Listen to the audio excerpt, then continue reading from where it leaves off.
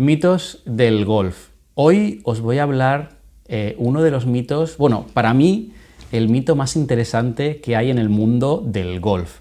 Ya todos conocemos bastantes mitos, pues el típico de para hacer un efecto coloca el palo para allá, los hombros para acá, los pies al otro lado y ahora... ¡Buah! Yo ya me he perdido.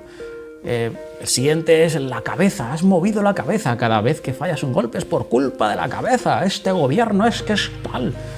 Mitos hay muchos, mitos hay muchos, pero para mí el más interesante es el que estoy comentando aquí y es el mito del factor X.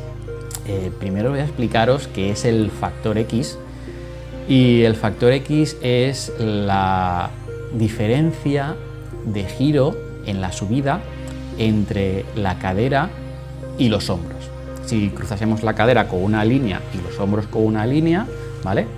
Pues esa diferencia de giro, pondré una imagen ahora aquí encima para que lo tengáis más claro, esa diferencia de giro entre la cadera y los hombros es el factor X. Supuestamente, cuanta mayor diferencia entre el giro de las caderas y los hombros, más lejos mandabas la bola. Por ejemplo, si tú conseguías prácticamente no girar en la subida las caderas manteniendo las piernas flexionadas y las caderas paradas, pero en cambio girabas a tope de power los hombros, estabas preparado para mandar la bola muy lejos. Y además que si hacías eso muchas veces seguramente te ibas a partir alguna costilla o algo, porque eso no tiene que ser sano. Bueno, eso ya de entrada os digo que no, que es un mito, ¿vale? Se desterró hace muchos años. Este mito nace allá por la década de los 90, mitad, un poquito antes de los 90, y bueno, aparece en la palestra y muchos entrenadores de golf, pues bueno, corrieron ríos de tinta debatiendo, hablando si esto había que hacerlo, si no. Y la verdad que estuvo varios años ahí que no se sabía muy bien qué pasaba con el mito del factor X. Es más, yo en un clinic, cuando era amateur, un clinic simplemente es que una persona va a un club o a un sitio cerrado, una habitación o lo que sea, una sala, y allí pues bueno, habla de su experiencia, ¿vale? De cómo lo hace él. Normalmente esas personas pues tienen cierta relevancia en el sector, ¿vale? Eso es un clinic, más o menos. Entonces yo recuerdo que esa persona vino y nos habló del factor X y nos pegó bolas haciendo el factor X, cómo iban más lejos, y otras sin hacer el factor X y que iban más cortas. Entonces, y realmente era así, funcionaba, quiero decir que, bueno, pues no sé si estaría sugestionado por su propia creencia, pero las bolas con el supuesto factor X iban más largas. Yo esto con el tipo he pensado que era como las pulseras estas del Power Balance, no sé si os sonarán, os pondré una imagen por aquí. Yo me compré una, ¿vale? Y me acuerdo que me hacían la prueba con las pulseras del Power Balance, que tú sin pulsera te tumbabas, te sentabas, ¿vale? En el suelo con los pies extendidos y te intentabas tocar las puntas de los pies y no llegabas, no llegabas ni de casualidad.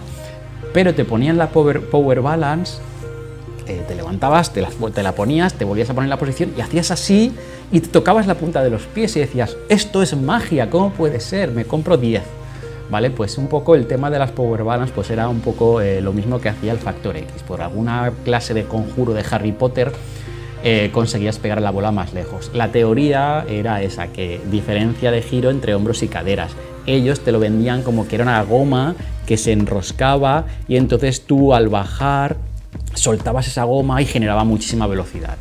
El factor X era eso, la diferencia de giro entre la cadera y los hombros en la subida. Vuelvo a repetirlo porque a día de hoy existe el factor X Stretch, que eso sí que funciona y de hecho todos los buenos jugadores lo hacen, y es en la transición la diferencia de desgiro entre caderas y hombros, y eso es muy importante y funciona. Bueno, pues el factor X estuvo muchos años dando guerra, hasta que más o menos por el año 2001 o así empezaron a salir los primeros estudios que desmontaban totalmente la farsa del factor X. Era increíble.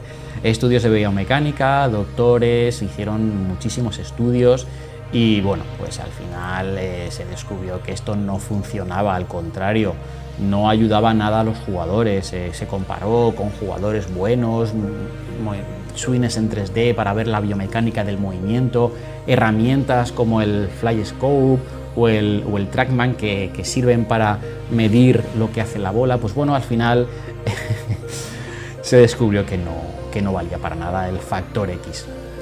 Pero bueno, estuvo muchos años ahí la guerra esa, igual que os acordaréis seguramente el swing de un plano, de dos planos.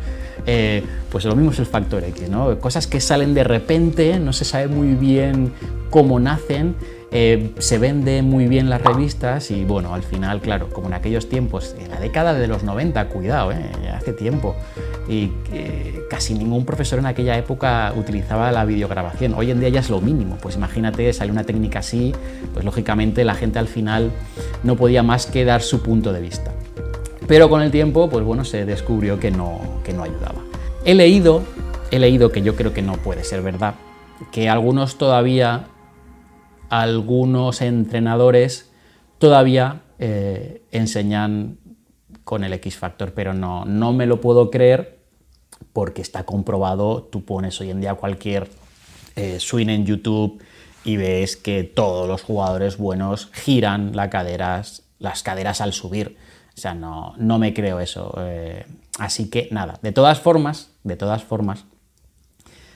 si tenéis, conocéis o alguien os dice que no giréis las caderas al subir, que mantengáis las piernas flexionadas, porque eso os va a ayudar a generar más potencia, velocidad, llámalo como quieras, que la bola vaya más lejos, os recomiendo que huyáis rápido y veloz, sin mirar atrás. Y fijaros qué luz tan bonita me ha quedado. Estaba aquí grabando y ya no queda casi luz del sol. Esto es lo que tiene no tener un foco de calidad, pero bueno, si os ha gustado el vídeo, si os ha parecido interesante, como siempre os podéis suscribir, que me hace muchísima ilusión.